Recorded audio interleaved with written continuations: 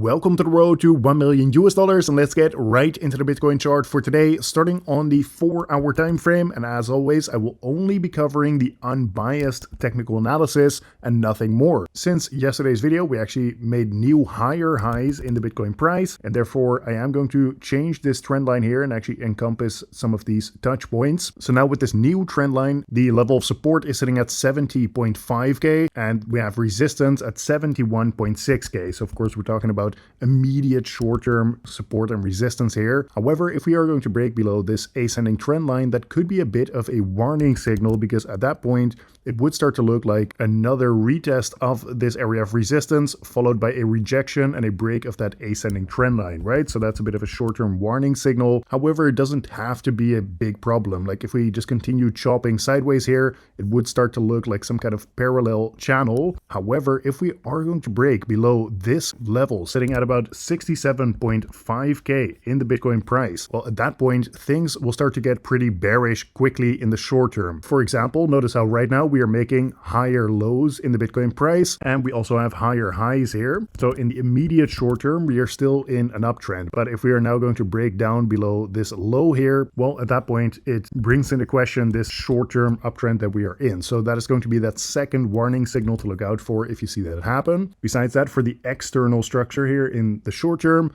we basically have this high sitting at 79.3k, and we have the low at around 60k. Anything that happens in between here is all just the internal structure in the short term. So for now, that internal structure is actually bullish. However, we are still in a broader downtrend. Also, yesterday we checked in with that 4-hour Bollinger Bands indicator, and usually when you get a big squeeze here in the Bitcoin price, it happens right before you get massive volatility in the market once again. Now, so far, I'm not seeing a huge squeeze here. However, if we just continue to chop sideways, the longer we do that, the bigger that squeeze is going to be. So I will check back in with this tomorrow once again, because something like that is still completely on the table, of course. Moving on to that 1-day time frame, of course, we are still trading in between this level of support and level of resistance, like I pointed out yesterday as well. So the area of resistance is sitting from 71.5k all the way up to 73,000, and this level of support is sitting from 70,000 all the way down to 67.5k.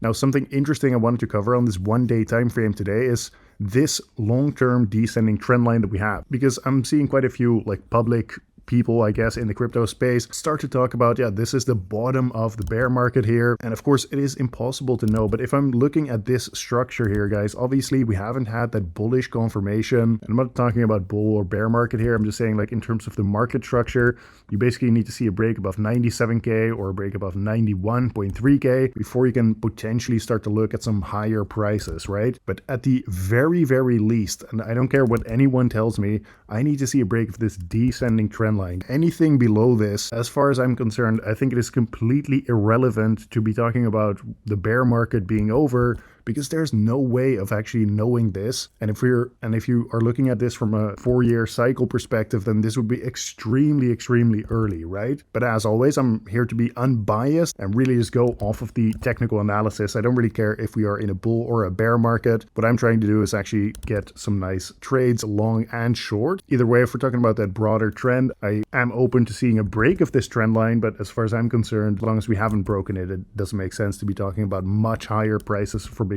to be reached. Moving on to the 1-week time frame, here we still have those two massive price targets. For example, the first one sitting at 52,000 and one at 45k as well. Once again, nothing has actually changed here, but I just thought I would point this out once again in case there are some new people watching today. If you're wondering how I actually got to these price targets, basically we have this bearish flag pattern. So you have the flagpole, then we have the flag right here. We broke out to the downside, which confirmed these two price targets. And these are standard lengths, so I'm not making up a price target or something. They're just standard ways of measuring these price targets. First one I took from here, the second one I took from here, which is why there's a first price target and a more extended target as well. And before I move on to the Bitcoin liquidity analysis, if you guys are interested, come and join the RT1M community. This is a pretty active community of people who are all just trading crypto every day, mostly Bitcoin, but there's also some altcoin analysis and stuff going on here.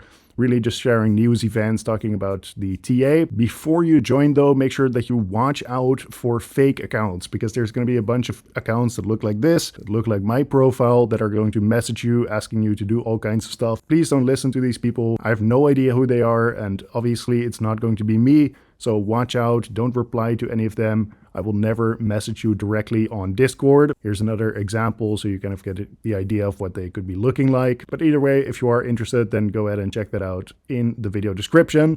Now, moving on to the Bitcoin liquidity analysis. First of all, over the past 1 week, we still have big liquidity to the upside, sitting from 72 all the way up to 73,000. And in the case that you don't know, typically the Bitcoin price gets attracted to where there is the most liquidity on this chart. So right now, that is actually to the upside on this time frame. There's even liquidity as high as 80,000 in the Bitcoin price. But of course, before we start talking about upside liquidity being grabbed, we need to see a break above this critical area of resistance in the short term, sitting at about 71.6K. After we break this though, and we're still holding above this ascending trend line, I'm completely open to actually coming to grab a bunch of liquidity here, perhaps even all the way at 80,000. Although for something like that, once again, I'm just going to keep an eye on this ascending trend line and making sure that we're not breaking down below 67.5K, roughly speaking. If I zoom in further though, for example, taking a look at the 3-day time frame, there is a bit of downside liquidity at around 70.2K. And again, that liquidity to the upside that I pointed out earlier. So for now, yeah, it makes sense that there's going to be liquidity on both sides. But